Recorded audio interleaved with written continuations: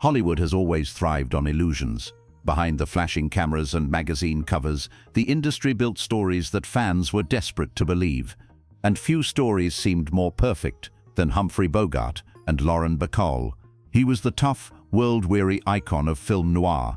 She was the smoky-voiced newcomer who stole every scene. Together, they became Bogey and Bacall, the golden couple everyone envied. But decades later, Bacall broke her silence. She revealed that life with Bogart was not the fairy tale the world imagined. Their love was real, yes, but it was far more complicated, fragile and human than anyone ever knew. Lauren Bacall wasn't destined for Hollywood fame, not at first. Born in New York City, she worked as a fashion model, her striking features occasionally landing her in magazines. One photo in Harper's Bazaar changed everything. Nancy Hawkes, wife of famed director Howard Hawks, saw it and insisted her husband take a look. Howard wasn't just impressed, he believed he'd found someone with true presence. Almost overnight, Bacall was flown to Hollywood and tested for a role opposite Humphrey Bogart in To Have and Have Not. She was just 19, completely untrained and nervous to the point of trembling. During filming, she kept her chin down to steady herself, glancing up only through her eyes. The move unintentionally became her trademark look, instantly iconic. Bogart noticed not only her striking appearance, but her vulnerability behind the camera. He began to talk with her between takes, calming her nerves and making her laugh. The chemistry was undeniable, even dangerous. Bogart was 25 years older and married. She was barely out of her teens, yet everyone on set felt it. The spark was impossible to ignore, and it was only a matter of time before it spread beyond the screen. By the time filming wrapped on To Have and Have Not, their connection had crossed a line neither could disguise. Bogart, though already a legend thanks to Casablanca, was stuck in a marriage with actress Mayo Methot, known for its constant fighting and turbulence. Bacall, meanwhile, had everything to lose. A scandal at the start of her career could have destroyed her before it began. Still, neither seemed able or willing to walk away. In early 1945, Bogart finally ended his marriage. Just months later, on May 21st, he and Bacall married in a quiet ceremony at the Ohio farm of close friend and author Louis Bromfield. It was deliberately understated, no studio photographers, no Hollywood spectacle, just a small, intimate gathering.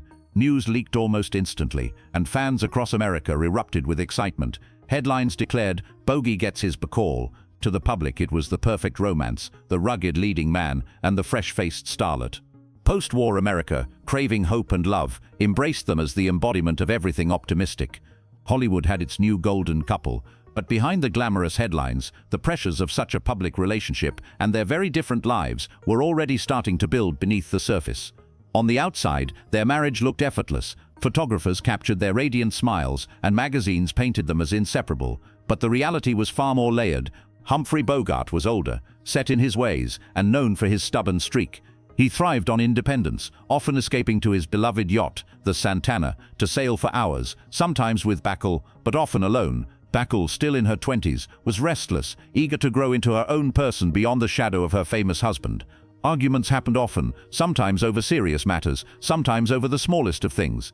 Bacall later admitted she could match his stubbornness head-on, refusing to back down when she believed she was right. The age gap, once romantic, occasionally created distance.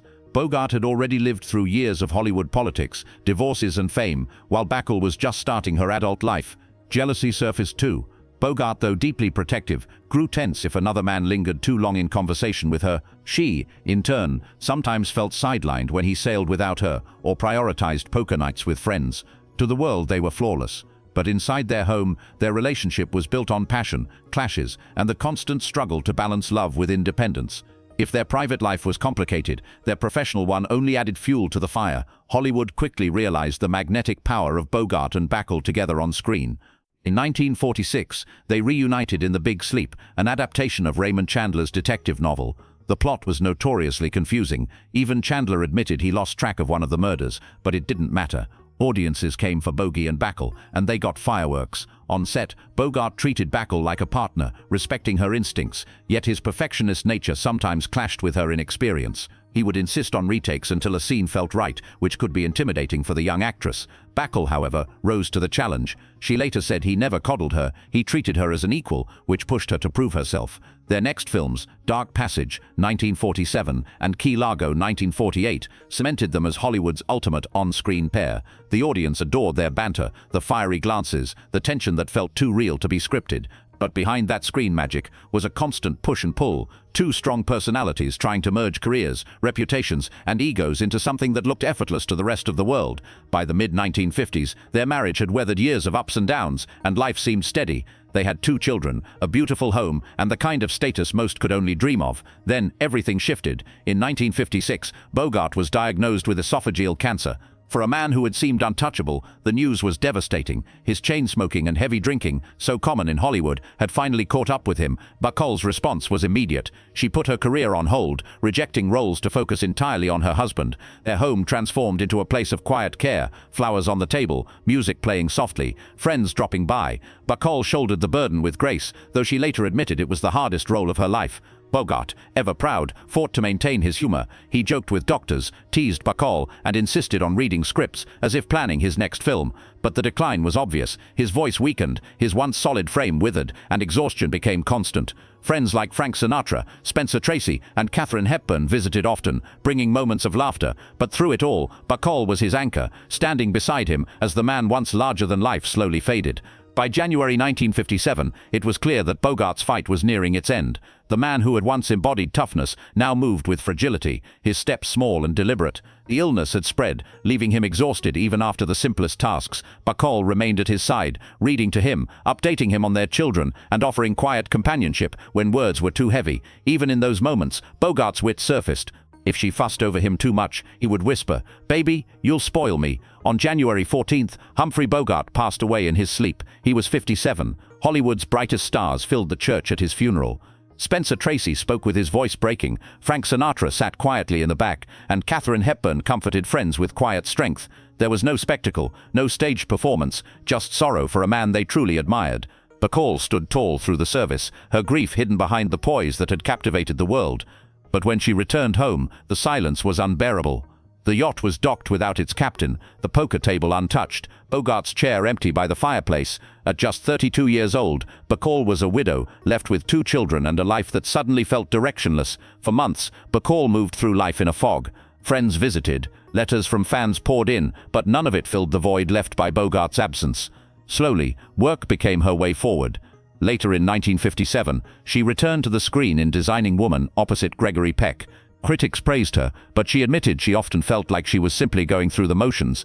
That same year, she grew close to Frank Sinatra. Their friendship turned romantic, and for a brief time, Bacall found comfort in his company. But the relationship ended abruptly after an engagement rumor hit the press, leaving her humiliated and heartbroken.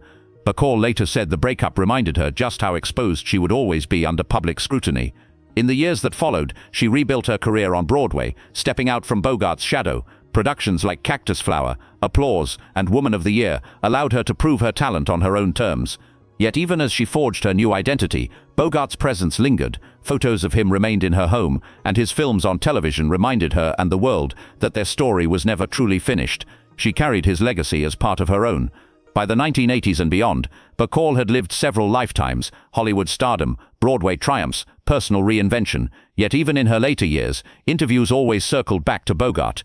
For decades, she had upheld the public image of their love story, but eventually, she began revealing the complexities hidden beneath.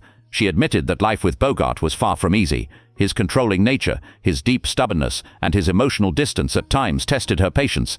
Their arguments could stretch for hours, and compromise often felt impossible. Yet she also described his loyalty, humor, and the way he made her feel protected from Hollywood's chaos. "It was not always easy," she confessed, a phrase that understated years of challenges, but captured the truth. The romance the world believed in wasn't a total illusion. The love was real, the respect was real, but it was also messy, filled with flaws like any human relationship. The only difference was that theirs played out under the watch of millions. In the end, Bogart insisted she had no regrets. Every challenge, every argument, every moment of tenderness shaped their bond. Even decades later, she called him the defining figure of her life. Humphrey Bogart and Lauren Bacall were never the flawless couple Hollywood wanted them to be. Their story wasn't a fairy tale. It was a collision of passion and conflict, loyalty and frustration, glamour and raw humanity. They fought, they reconciled, they lived in a world where every smile was photographed and every silence scrutinized, yet through all of it, their bond endured. Bacall later said she wouldn't have traded their years together for anything, even with all the struggles, and that's what made their story timeless. It wasn't perfection that captivated the world, it was the reality that behind the legends, they were still just two people trying to navigate love. Today, when their films play on screen, the chemistry feels immortal. But now, knowing the truth Bacall revealed, the story takes on a different shade. Their romance was complicated, imperfect, sometimes painful, but undeniably real. Perhaps that's why it still resonates. Because in the end, it wasn't a Hollywood illusion. It was something far rarer, two lives colliding in a way that was as flawed and unforgettable as love itself. So here's the question. Was Bogey and Bacall's love the dream we wanted, or something even more powerful in its imperfection?